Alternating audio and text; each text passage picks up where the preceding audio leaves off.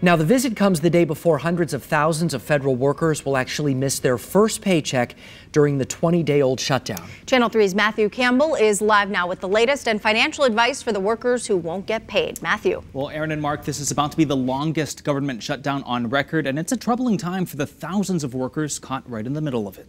President Trump brought his battle over the wall to the Texas border with Mexico on Thursday. A lot of the crime in our country is caused by what's coming through here. The president said miles of open border allow drug and human traffickers to come and go as they please. The problem is they go to the barrier, that's it, but now they go around the barrier.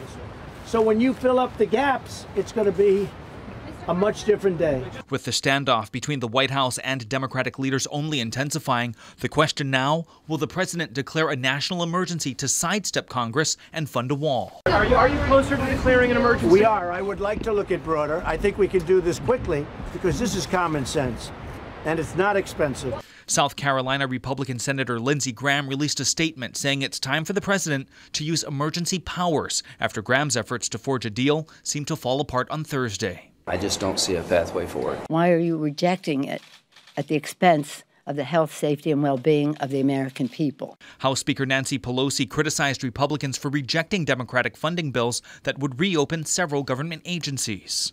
To take an oath to the Constitution or an oath to Donald Trump. On Friday, 800,000 federal workers face missing their first paycheck. And if you're one of them worried about how to stay afloat, Joel Johnson from Johnson Brunetti says it's time to start dipping into the emergency fund.